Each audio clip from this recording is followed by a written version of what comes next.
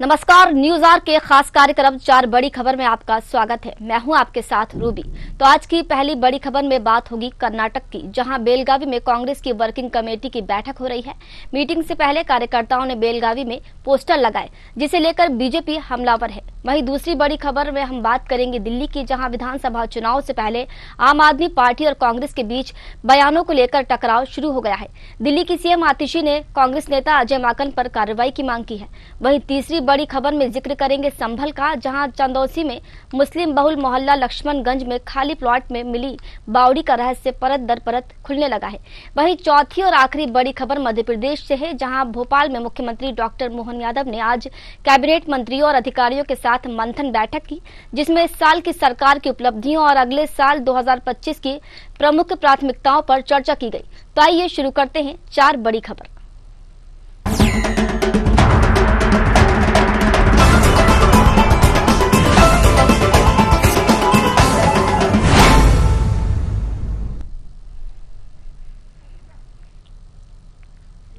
कर्नाटक के बेलगावी में कांग्रेस कार्य समिति की बैठक हो रही है। मीटिंग से पहले कार्यकर्ताओं ने बेलगावी में पोस्टर लगाए, जिसमें भारत का गलत नक्शा दिखाया जा रहा है।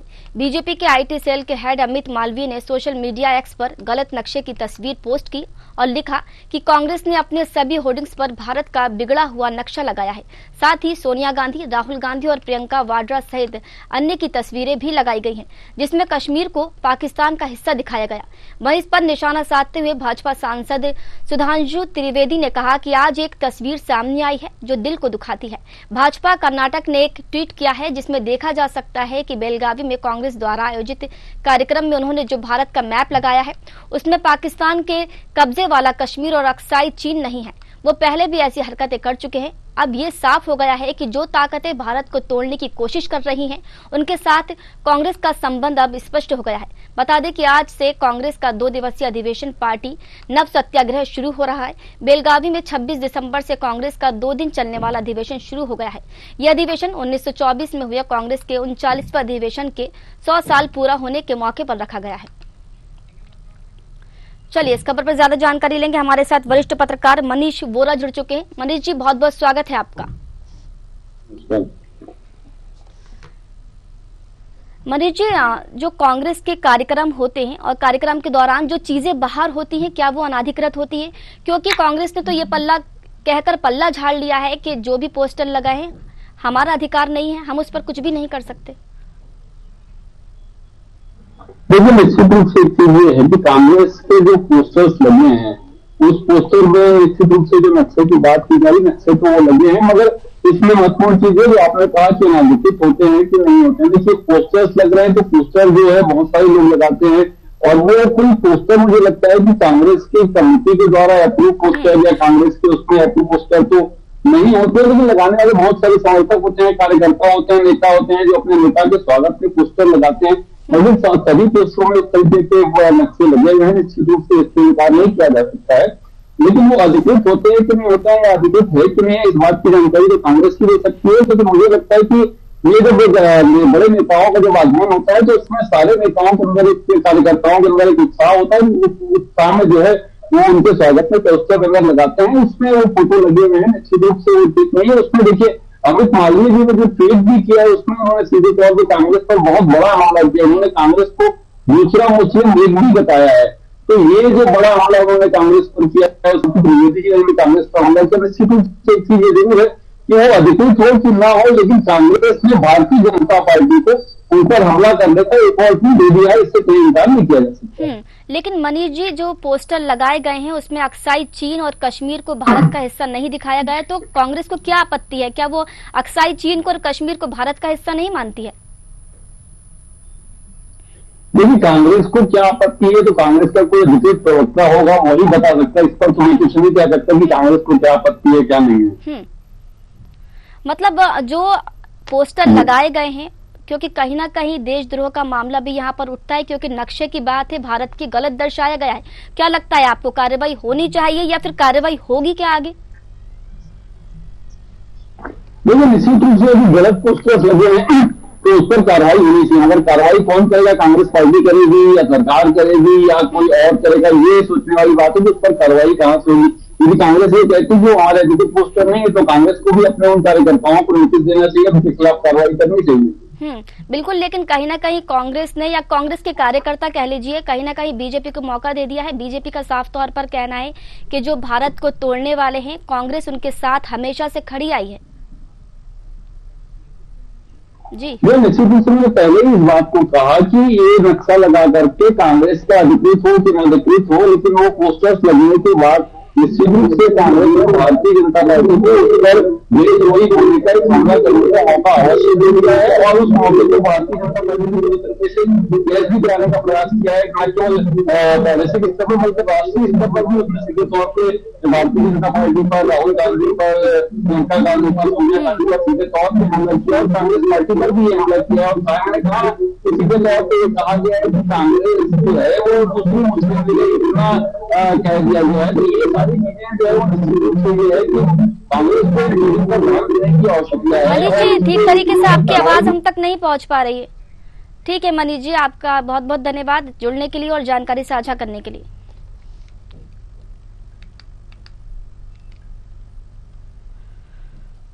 दिल्ली विधानसभा चुनाव से पहले आम आदमी पार्टी और कांग्रेस के बीच बयानों को लेकर टकराव शुरू हो गया है। दिल्ली की सीएम आतिशी और सांसद संजय सिंह ने कहा कि कांग्रेस नेता अजय माकन हमारे नेता अरविंद केजरीवाल को एंटी नेशनल कहते हैं। क्या उन्होंने भाजपा के किसी नेता के खिलाफ ऐसा आरोप लगाया? आतिशी ने कहा कि हम कांग्रेस पार्टी से मांग करते हैं कि वो माकन के खिलाफ 24 घंटे के अंदर कार्रवाई करे, वरना इंडिया ब्लॉक से कांग्रेस पार्टी को अलग करने के लिए अन्य विपक्षी दलों से बात करेंगे। वहीं सांसद संजय सिंह ने कहा कि दिल्ली के अंदर कांग्रेस पार्टी भाजपा के पक्ष में खड़ी हो गई है। कांग्रेस हर वो काम कर रही है जिससे भाजपा को चुनाव में फायदा हो। दिल्ली के अंदर कांग्रेस के नेता है अजय माकन, वो भाजपा की स्क्रिप्ट पढ़ते हैं और वो भाजपा के कहने पर आम आदमी पार्टी के नेताओं को टारगेट करते हैं। दरअसल कांग्रेस नेता अजय माकन ने 25 दिसंबर को दिल्ली के पूर्व सीएम और आम आदमी पार्टी के संयोजक अरविंद केजरीवाल को देश का फ्रॉड किंग यानी सबसे बड़ा धोखेबाज बताया। माकन ने कहा कि अगर केजरीवाल को एक शब्द में परिभाषित करना है तो वो शब्द है फर्जीवाल। चलिए इस खबर पर ज्यादा जानकारी लेंगे। हमारे साथ राजनीतिक विश्लेषक नजम एहसान जुड़ चुके हैं। नजम जी, बहुत बहुत स्वागत है आपका।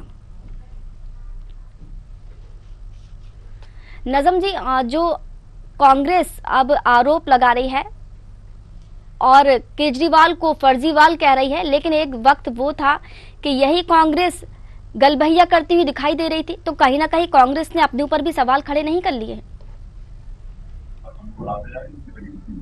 देखिए, मैं आपको बता दूं कि कांग्रेस के नेता अजय माकन ने कल 12 केंद्रों पर जो पेपर पर प्रेस कॉन्फ्रेंस विमोचन के दौरान उन्होंने बात कही, तो उससे ये है कि माकन कांग्रेस के नेता जिस तरह से बैन, उन्होंने तो ये भी कहा कि क्या मैं ये हमारी लोकसभा में भारी भूल है जो हमारा उनसे गठबंधन हुआ। आपको याद होगा कि 2013 में 40 दिन की सरकार को कांग्रेस ने समर्थन किया था जी। और जब समर्थन किया था तो कांग्रेस का बेड़ा गर्क वहीं से शुरू हो गया था जब कांग्रेस पार्टी ने आम आदमी पार्टी को समर्थन किया था। और सच्चाई ये है कि अभी तक जन लोकपाल 10 साल कर्म सरकार को हो चुके हैं, तो जो अभी तक अरविंद केजरीवाल ने लोकपाल बिल क्यों नहीं लाए जी। तो इस वजह से इनकी नाराजगी है। लेकिन ये कांग्रेस के जो वक्ता जिन्होंने जो बयान दिया है अजय माकन जी ने, ये इस तरह की भाषा का प्रयोग नहीं करना चाहिए, क्योंकि इंडिया गठबंधन से गठबंधन भी है। और हमें इस बात को भी देखना होगा कि ये लोकसभा, केजरीवाल जी तो ये भी कह रहे थे कि क्या नाम है हमारा, क्या नाम है दिल्ली में जो विधानसभा चुनाव में इनके साथ हमारा कांग्रेस के साथ कोई गठबंधन, लेकिन लोकसभा में इनका गठबंधन है। अगर ये इस बात को कहते हैं तो इस बात पे नजम जी, आपकी आवाज हम तक नहीं पहुंच पा रही है। नजम जी, आपकी आवाज नहीं आ रही है। मैंने ये कहा कि अरविंद केजरीवाल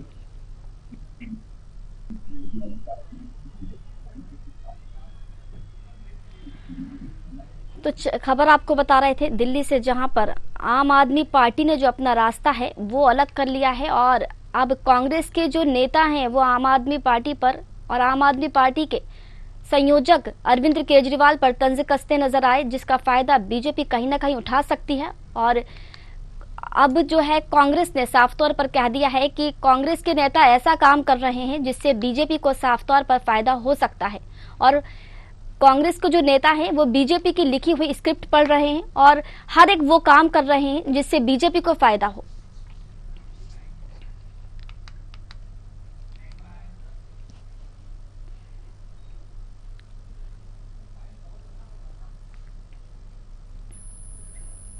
चलिए तीसरी बड़ी खबर में बात करेंगे उत्तर प्रदेश की, जहां संभल के चंदौसी में मुस्लिम बाहुल्य मोहल्ला लक्ष्मणगंज में खाली प्लॉट में मिली बावड़ी का रहस्य परत दर परत अब खुलने लगा है।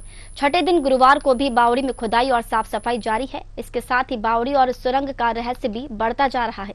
संभल के डीएम ने कहा कि इतिहास को आप संजोएंगे नहीं तो वो आपका साथ छोड़ देगा। इसे पकड़ना और सुरक्षित करना होता है, बताना सीखना भी पड़ता है। जब संभल सुरक्षित और संरक्षित होगा तो पूरा संसार यहाँ आएगा, घूमेगा और तीर्थाटन करेगा। बता दें कि संभल में सर्वे करने के लिए पहुंची एसआई टीम ने बावड़ी की ऊपरी मंजिल का सर्वे किया, साथ ही मजदूरों से फर्श से मिट्टी हटवाकर भी देखा। फर्श पर लाल पत्थर था। बता दें कि 17 दिसंबर को मोहल्ला लक्ष्मणगंज में 150 साल पुराना खंडरनुमा बांकी बिहारी मंदिर मिला था। सनातन सेवक संघ के कार्यकर्ताओं ने संपूर्ण समाधान दिवस में जब डीएम को पत्र लिखा, मंदिर का जीर्णोद्धार कराने और मंदिर के पास ही गली में स्थित खाली प्लॉट में बावड़ी होने का दावा किया था। चलिए इस खबर पर ज्यादा जानकारी लेंगे, हमारे साथ संवाददाता रामपाल सिंह जुड़ चुके हैं। रामपाल, सर्वे की अगर हम बात करें तो अब तक क्या कुछ निकलकर सामने आया है? देखिए मैं बता दूं, वो भी संभल क्योंकि यहाँ संभल में एक से एक नए वर्ग राशि है वो सामने आ रहे हैं। संभल एक पृथ्वीराज चौहान की राजधानी माना जाता था। संभल में तमाम ऐतिहासिक धरोहर है जो संभल जहां पर पृथ्वीराज चौहान की राजधानी था, जहां पर ऐसी धरोहर है जहां पर आप जो स्वयं देवताओं ने भी जाकर के संभल में तीर्थ बनाया, क्योंकि यहाँ सभी संभल में कभी कलयुग के अंत में भगवान श्री कल्कि का अवतार होगा। इसके लिए तो देवताओं ने आकर के जहां पर तमाम धरोहरें बनाई है, तो इससे साफ जाहिर होता है कि वो कहीं ना कहीं सामने सामने आ रही है, वो मामला सामने आ रहा है। तो यहाँ पर जो मुस्लिम आक्रांता आए थे, मुस्लिम आक्रांताओं ने हिंदू धर्म को ही नष्ट नहीं किया था, बल्कि उनके धर्म स्थलों को भी नष्ट किया था। यहाँ पर लूटपाट मचाई थी, यहाँ तक कि दबाया गया था, उनको कुचला गया था। तो यहाँ पर जो लक्ष्मणगंज जिला का संबंध के चंदेसी का बोला जाता है, जो एक तहसील है, अब वो वहां कभी हिंदू धर्म के 80% लोग वहां पर रहते थे, आज की परसेंट में वो मुस्लिम बाहुल क्षेत्र बन चुका है, जबकि वो लक्ष्मणगंज इलाका बोला जाता है। आप जान ही सकते हैं कि लक्ष्मणगंज इलाका होगा तो वो हिंदू जो बाहुल क्षेत्र होगा, लेकिन आज के में वो मुस्लिम बाहुल क्षेत्र बन चुका है। वही बीच में वहां पर एक बावड़ी, प्राचीन काल में राजनी सुरेंद्रवाला की बावड़ी बताई जा रही है, वो बावड़ी निकली है। वहां पर हिंदू सनातन संघ के जो कौशल कुमार बंदे कार्यकर्ता है, वंदे मातरम है, तो उन्होंने शिकायत की थी डीएम से। जिस तरीके से वहां सुनवाई चली थी तो वहां पर एक शिकायत पत्र देकर शिकायत की थी। तो वहां पर शिकायत देकर के ये मानती थी कि ये जो बावड़ी है ये रानी की प्राचीन बावड़ी है, ऐसी प्राचीन धरोहर संभल में मौजूद है, तो क्यों ना इनको खुलवाया जाए, आप जांच करी जाए। तो वहां पर राजस्व विभाग की टीम पहुंची थी। राजस्व विभाग की टीम को तत्काल से डीएम ने निर्देश दिया था, वहां भारी पुलिस बल के साथ वहां पर उसको पुलिस बल के साथ तैनात करके वहां पर जिस तरीके से कहा राजस्व विभाग की टीम ने नापतोल की, तो वो 400 राजस्व विभाग के अभिलेखों में वो 400 वर्ग से अधिक में वहां पर वो दर्ज है बावड़ी। तो अब वहां पर जब 6 दिन से लगातार वहां पर जो नगर पालिका टीम और जेसीबी से लगातार इसकी खुदाई कर रही है, तो पहली मंजिल की हो चुकी है, जबकि इसमें 2 मंजिल और दबी हुई बताई जा रही है। ये प्राचीन वो इमारत है जहां पर कल एएसआई भारतीय पुरातत्व विभाग की टीम ने आकर के जांच पड़ताल 3 घंटे सैंपलिंग की है, वीडियोग्राफी की है। तो ये सब उन्होंने ये जांच की है कि आखिर ये बावड़ी कितनी पुरानी है। क्योंकि वहीं 200 मीटर की दूरी पर एक बांके बिहारी मंदिर है जो आज खंडरनुमा देखा जाता है। तो उसमें एक पुजारी की भी 12 साल, उसमें ये बताया जाता है कि 12 वर्ष पहले तक यहाँ पर पूजा अर्चना होती थी, लेकिन आज वहां पर वो खंडरनुमा हो चुका है। तो कहीं ना कहीं इन पर भूमाफियाओं का कब्जा, भूमाफियाओं ने ये कोशिश करी थी कि इसको जो खंडर करके इसको क्यों ना बेच दिया जाए, क्योंकि वो वहाँ पर रियासी इलाका हो चुका है। रामपाल, लेकिन ये खुदाई और ये सर्वे कब तक जारी रहेगा? क्योंकि आज 6वां दिन था, आज भी खुदाई लगातार जारी रही, सर्वे हुआ, कब तक ये सर्वे और खुदाई यूं ही जारी रहेगी?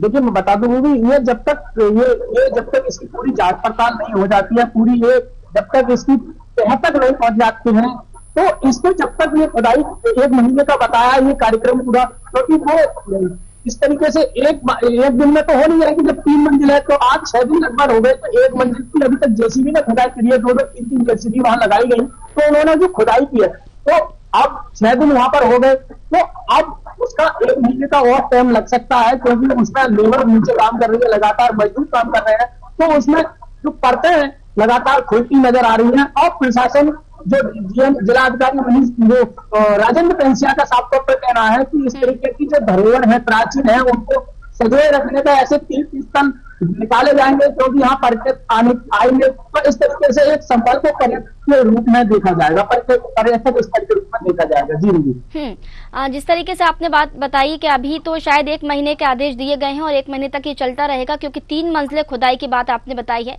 तो प्रशासनिक अमला कहीं ना कहीं, क्योंकि प्रशासनिक अमले की और भी जगहों पर जरूरत होती है, लेकिन पूरा प्रशासनिक अमला यहाँ पर खुदाई के दौरान अगर मौजूद रहता है तो और कामों में प्रभावित नहीं होते होंगे क्या और काम?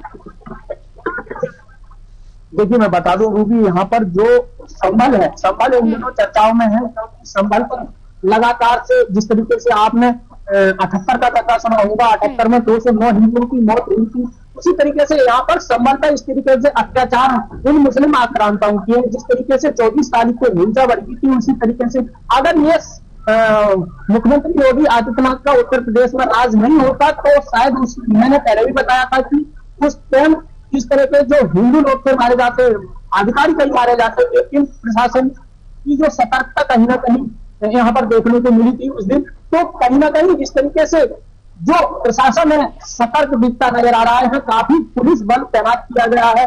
तो इस तरीके से ये संभल को जो जिस तरीके से पर्यटक के रूप में राजधानी के रूप में देखा जा रहा है, पृथ्वीराज चौहान की राजधानी मानी जा रही है, आज पहचान भी पृथ्वीराज चौहान की राजधानी से भी जानी जा रही है संभल को। तो संभल की जो पहचान है वो प्राचीन काल से ही अलग रही है, तो इस तरीके से जो संभल को अलग तरीके से बनाने का काम जो प्रशासन करने के मूड में है। ठीक है रामपाल, बहुत बहुत शुक्रिया आपका जुड़ने के लिए और जानकारी साझा करने के लिए।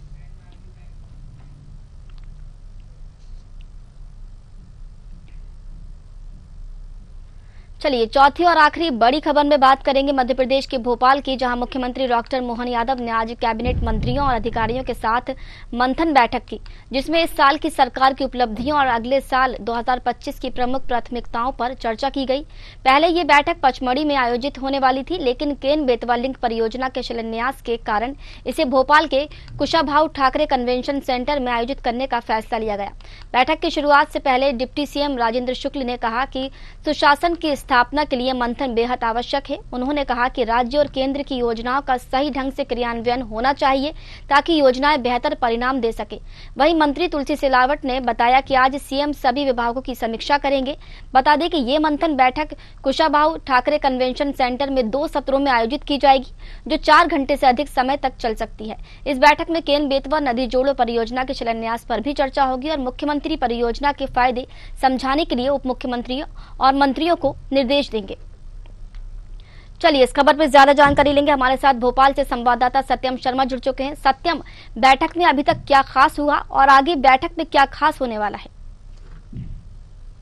रूबी देखिए, निश्चित तौर पर सीएम डॉक्टर मोहन यादव की आज कैबिनेट अध्यक्षता में कैबिनेट बैठक हुई। कैबिनेट बैठक में ये रहा है जो कल जो केन बेतवा परियोजना का शिलान्यास हुआ है उसमें कितने हेक्टेयर जमीन उसका रकबा पड़ेगा, सिंचाई का रकबा पड़ेगा, तो करीब 8.5 लाख हेक्टेयर जमीन तो सिंचाई है मध्य प्रदेश में वो हो सकेगी। 2.5 लाख के करीब उत्तर प्रदेश की सीमाएं हैं, वहां पर जो सिंचाई का रकबा है वो बढ़ेगा। केन बेतवा जो लिंक परियोजना है उसके जरिए आप देखिए केन बेतवा लिंक परियोजना की चर्चा कैबिनेट बैठक में हुई। सीएम डॉक्टर मोहन यादव और प्रधानमंत्री नरेंद्र मोदी का आभार जताया गया। इस तरह से बुंदेलखंड को सूखाग्रस्त घोषित किया गया था और सूखाग्रस्त होने के साथ साथ वहाँ एक टाइम की फसलें होती थी लेकिन अब वहां पर तीनों टाइम की फसलें हो सकी थी, इसका भी तमाम तरह से किया है। सिंचाई का रकबा लगातार बढ़ना है। आप देखिए 2003 के बाद जो सिंचाई है उसका 7 लाख हेक्टेयर से बढ़कर 45 लाख हेक्टेयर तक हो गई है और 65 लाख हेक्टेयर तक लेकर जाना है, जिसको लेकर के तो तमाम जो कैबिनेट के मंत्री हैं उन्होंने चर्चा की इस पर और विभागों को आदेश जारी किया गया है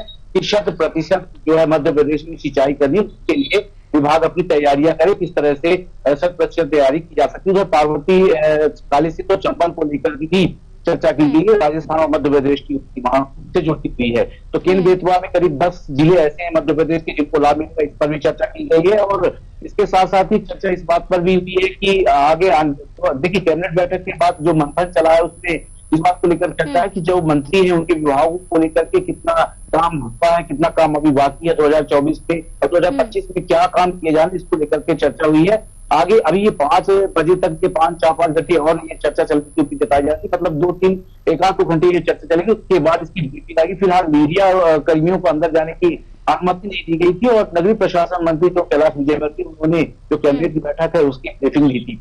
आप देखिए जो मंथन चल रहा है 2024 का जन कल्याण पर्व के तहत आज आखिरी दिन है और आखिरी दिन में जिस तरह से ये बात की जा रही है कि आगे 2025 में क्या काम किए जाने, केंद्र सरकार की योजनाओं को किस तरह से लाभ पहुंचाना, नल जल योजना हो, आयुष्मान कार्ड योजना हो, अन्य जो योजनाएं केंद्र सरकार की पीएम आवास योजना सहित तमाम योजनाओं का क्रियान्वयन किस तरह करना है, बजट क्या रखना है, मंत्री विभागों में किस तरह की काम किए जा रहे हैं उनकी भी समीक्षा की जा रही है और मुख्यमंत्री के 1 साल के काम क्या किए गए हैं और आगे वर्ष 2025 में किस तरह से काम किया जाएगा। क्योंकि देखिए 2025 को उद्योग वर्ष घोषित किया गया, तो ऐसे में उद्योग वर्ष के दौरान क्या काम किए जाएंगे जिससे रोजगार के अवसर बने और इसके साथ साथ ही रोजगार के साथ साथ जो आर्थिक व्यवस्था है वो बढ़े। आप देखिए अभी फिलहाल जो मोहन सरकार ने फिर से एक बार 5,000 करोड़ का कर्ज लिया था, उसको लेकर के लगातार कर्ज मध्य प्रदेश में बढ़ता जा रहा है। लेकिन जब आर्थिक व्यवस्थाएं आगे सुधरेंगी, विकास के कार्य में लगाया जाएगा कर्ज को, तो कहीं कहीं सुदृढ़ होगा। हालांकि जो कर्ज लिया जा रहा है उसका मैक्सिमम हिस्सा जो होता है फ्री बीज यानी वो गाँव में जा रहा है, लेकिन फिर भी सरकार का कहना है कि ये कर्ज का उपयोग को विकास के आने वाले समय में करना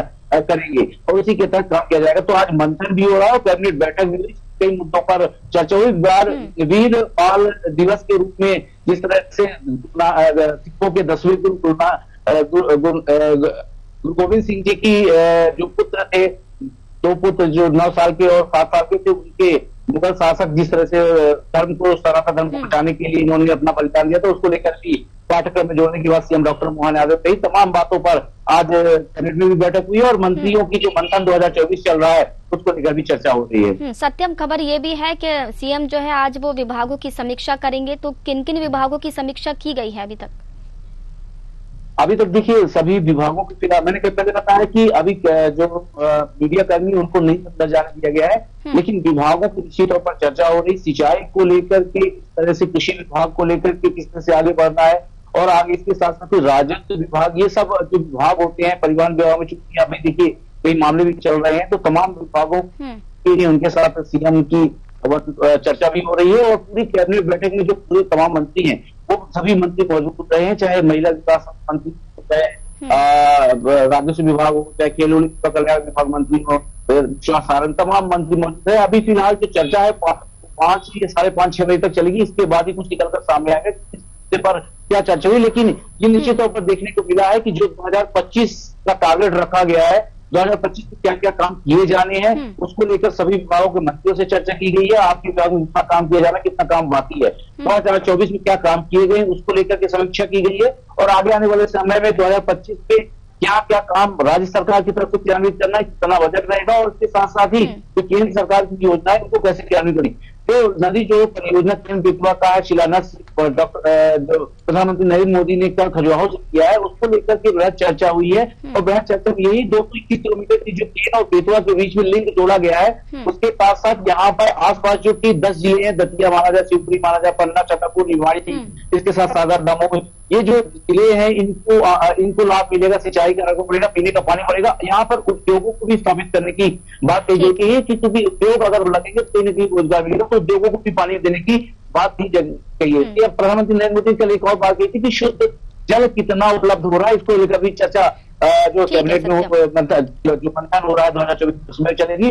और कैबिनेट जो बैठक हुई है उसमें करीब 19 परियोजनाएं, जिसमें से 17 परियोजनाओं को तो पहले से ही उसको अनुमोदित कर दिया गया था। उसके बाद 2 परियोजनाएं होंगी, उनको भी मेरे ख्याल से कैबिनेट बैठक में मंजूर की चुकी है, आगे काम किया जाएगा। तो कई ऐसे ही जो कुशाभाऊ कन्वेंशन सेंटर में कई बातों पर चर्चा हुई है, प्रमुख योजनाओं पर चर्चा हुई है, और 2025 के खाका क्या रहेगा, से आगे बढ़ना, उसको लेकर चर्चा बेहद महत्वपूर्ण हुई है। ठीक है सत्यम, बहुत बहुत शुक्रिया जानकारी पर अपडेट देने के लिए।